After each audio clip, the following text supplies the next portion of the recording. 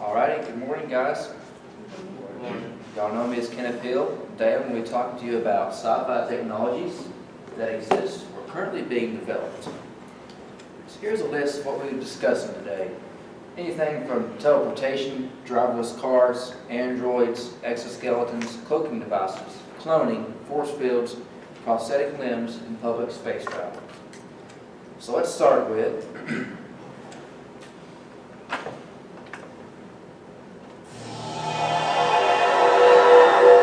teleportation. Properly originated from Star Trek and has origins in early sci-fi films and stories. Its definition: the act or process of moving an object or person by psychokinesis, if that's how you pronounce it. In 2009, the University of Maryland copied an atom to a remote location using a laser pulse and beam splitter encounter. If that method of teleportation was used today on a human, it would take approximately 4.85 quadrillion years, so a pretty long time. Its current status is developing. Next up, the autonomous driverless car, found in many sci-fi films from the past to present. Its definition: is a vehicle capable of sensing its environment and navigating without human input.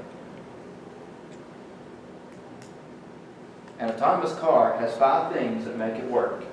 It has a radar. Sensors can tell if collision is imminent and tell if the vehicle's computer use brakes when needed. The LiDAR system, which Google's cars, uses a laser that can rotate 360 degrees and make 1.3 million readings per second. Trifocal camera, which is on Volvo's cars, will use a windshield camera that detects objects that are in front of the vehicle and further down the road. Advanced GPS, about the same as what we have, with addition to real-time changes in terrain to help the car adjust accordingly. And last, multiple computer systems, more advanced than a radar car computer. It communicates with other driverless cars in order to eliminate dangerous situations and increase fuel efficiency. So maybe in 10 years, cars will take over the road. Be on the lookout. Next up, androids, human robots. Originated from the 1950 book I, Robot and early sci-fi films. Its definition: a mobile robot, usually with a human form. All androids contain some type of different programming in order to make decisions. Most androids rely on battery for power. And I've got a video here explaining better how an android works. Meet Han, a humanoid robot that can smile, frown, wink, or even act drunk, all at the push of a button. Can y'all hear it? Powers of an electronics fair in Hong Kong, and myriad of facial expressions are controlled by 40 motors. These are covered with a unique human-like skin called frubber, short for flesh rubber. The ultra-realistic android can also recognize and interpret the expressions of real humans it comes into contact with. Grace Copplestone is from developers Hanson Robotics. So we have cameras in his eyes and in his chest, which allow him to recognize people's faces. Not only that, but recognize their gender, their age, whether they're happy or sad. Han is even able to hold simple conversations thanks to voice recognition software. I think you are perfect man for my wife. I don't have to do whatever you say. I have my own free will. It was fun and it was interesting, like he is answering you. It's answering you to the point. Hanson Robotics say human-like robots could serve a range of functions, especially where face-to-face communication is important. These include behind hotel reception desks and in entertainment venues such as museums and casinos. They also see the technology helping with medical training and as interactive care robots for the elderly. We believe that putting a human face on a robot makes it far more approachable and efficient and effective in caring for elderly people. Han, however, won't be the robot to get the job. Instead, the technology is being commercialized on Eva, a more approachable female robot. Plans to produce hundreds of models this year. Alrighty, so I found some other videos explaining them better, but I didn't want to take it too long there. So next up is the exoskeleton. Although becoming popular in the sci-fi world, the first known exoskeleton device was invented by a Russian man by the name of Nicholas Yagin. In It originally was developed to assist in running and jumping. Its definition, also known as powered armor or exoframe, is a powered mobile machine consisting primarily of exoskeleton-like framework worn by a person and by a power supply that supplies at least part of the activation energy for them. Here's some facts about it. Though gas-powered devices have been invented and can last longer, battery-powered is a popular option for power source, despite not lasting as long as gas. Unlike most devices that run mechanically, some devices have small air pumps in order to move exoskeleton limbs. Most exoskeletons are made of steel and/or aluminum. The status exists. Now looking at cloaking devices. Originated from one of Star Trek's writers, Paul Schneider, who was inspired by his origins in 1958 World War II film Run Silent, Run Deep. Its definition, a device which renders a person or thing invisible. Simplest way of explaining cloaking devices is light deflected around the object, causing it to be invisible. You can see in this little chart right here, depicting it. In 2014, the University of Rochester creates a method for cloaking uses for lens set at a certain angle. More description described here in this video because it's a little hard to explain.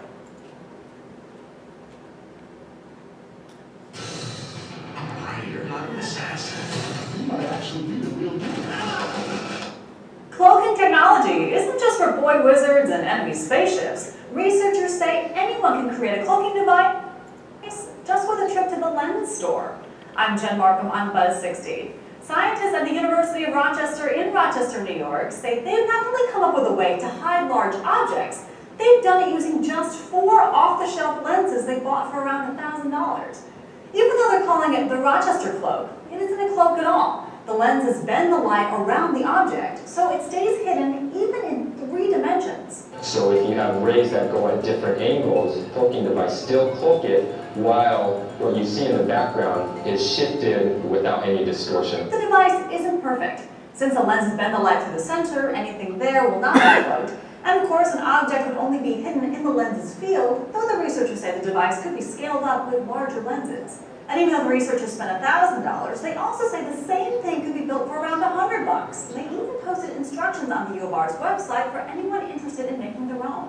Just kids, don't try to save money by buying lenses from Grandpa's classes. He needs them to see how the end of this episode turns out. Buzz 60. Now you know, pass it on. Pretty awesome, isn't it? Next up, cloning. Although it became popular here in sci-fi, many sci-fi films, it was first demonstrated in 1885 when a sea urchin was duplicated. Its definition, a person or thing that duplicates imitates, a little tongue twisted, or closely resembles another in appearance, function, performance, or style. Here's how it works and some examples. DNA from the cell of an adult animal, called a donor, is extracted from the cell, usually a skin cell taken in a biopsy, and inserted into an egg cell from another organism. The egg cell had its nucleus removed so that would read and duplicate DNA of the donor cell. And I got some examples here. 1952, we had the first cloned frog. In 1996, you all remember this, the first cloned mammal, which is Dolly the sheep. And she is also named after our very own Dolly Parton. In 2000, you have the first cloned primate, which is Tetra. 2001, you have Cece, who was the first cloned cat. And right here's a picture of her. 2005, you have Snuppy, the first cloned dog, this little pooch right here. In 2013, as far as so far, getting close to human cloning, is the first cloned human stem cells. Its status currently exists. Right now, we'll talk about force fields. Earliest concept in sci-fi was in 1912, a book called William Hope Hodgson's The Night Lamp. Its definition, region around the body in which it experiences an effect force due to the presence of another body. Here's some examples.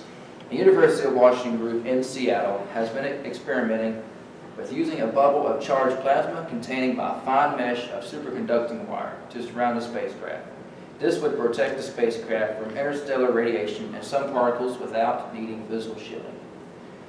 Rutherford Appleton Laboratory is attempting to design an actual test satellite in which would orbit the Earth and charge plasma field around it. Its status, it's developing, so it's not really there yet. Prosthetic limbs. So here's an interesting one.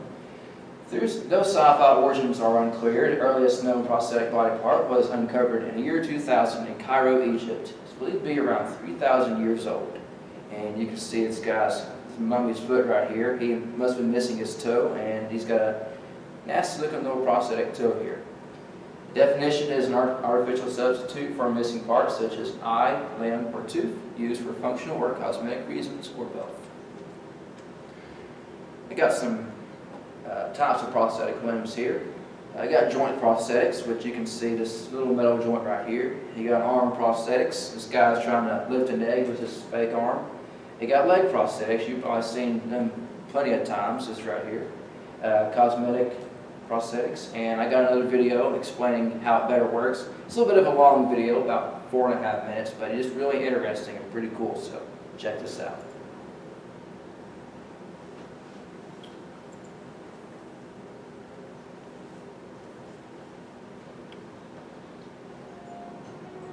Arriving at APL this past summer to participate in an on-site field study with the Modular Prosthetic Limb, MPL, Les Baugh and his girlfriend were excited about the possibilities.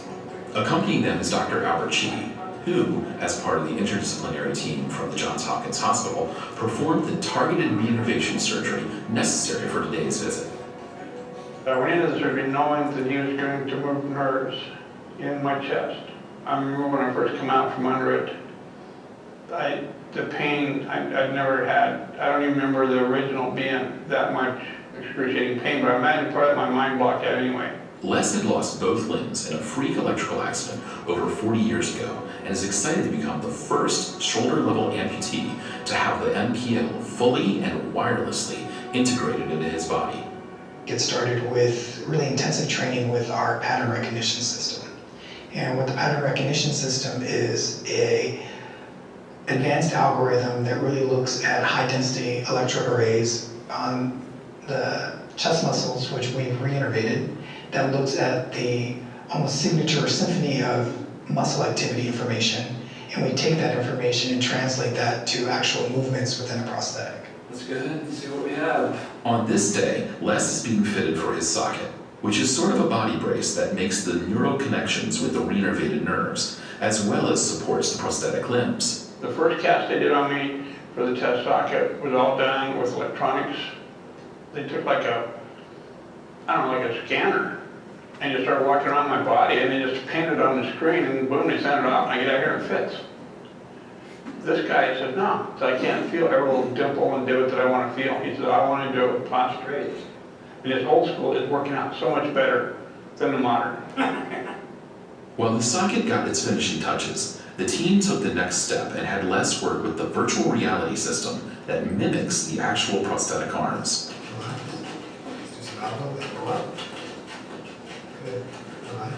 A couple days later, the socket was back, and the arms were attached. Les and the team were about to make history.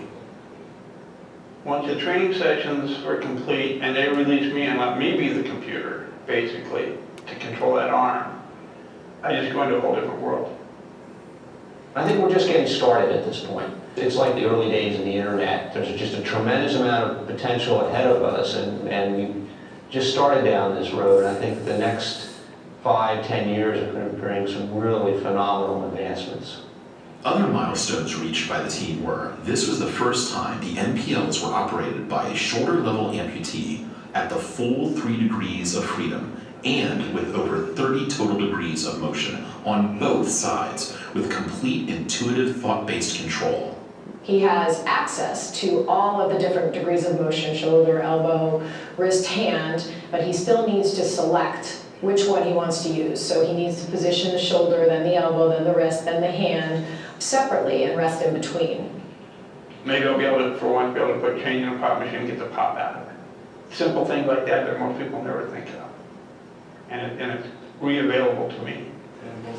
What we'd really like to be able to do is send him home with a couple of limbs so that he can use them in his everyday life. And what this has showed us is that that's really possible. All of us on this RP 2009 team, regardless of the type of patient we're fitting, are committed to making every effort to see that this ultimately reaches the end user in a way that they can actually utilize it. That's awesome. it's not just the accomplishment, but the opening of frontiers and realizing that there's so much more to learn. This unique opportunity of interfacing with the end user, utilizing our technology, provides valuable feedback to the team. Feedback that will assist this DARPA-developed technology in helping wounded warriors and others to regain the 27 degrees of freedom possessed by the human arm.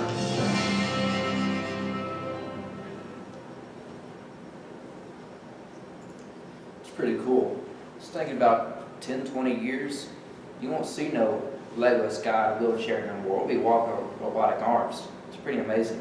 Its status, I'm going to say it exists. It's pretty obvious.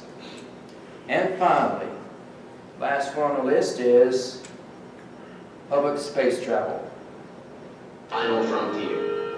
Yeah, it took a minute to load. Also known as space tourism. It's found in many sci-fi films and books. No specific origins though. Definition: the practice of traveling into space for recreational purposes. So far, only a total of 7 people have traveled to space for recreational purposes. Many companies such as SpaceX, Boeing, Virgin Galactic, and more are already developing and researching spacecraft for space tourism. So far, if you want to go to space, the current public space flight is between 40 and 20 million. So if any of y'all win the lottery, be sure to give me a call because I'd like to go to space. Currently, here's some artist renderings. You got the Virgin Galactic White Knight and the Virgin Galactic, another artist rendering, and of course our famous Starship Enterprise. Its status is kind of in development, so we're kind of a long ways off there. So, anybody got any questions? Anything I didn't cover? Maybe there's something I forgot to mention, or any comments or anything? No? Well, I thank you guys for listening, and thank you for staying awake, and please be sure to leave a good review, because I know your handwriting, so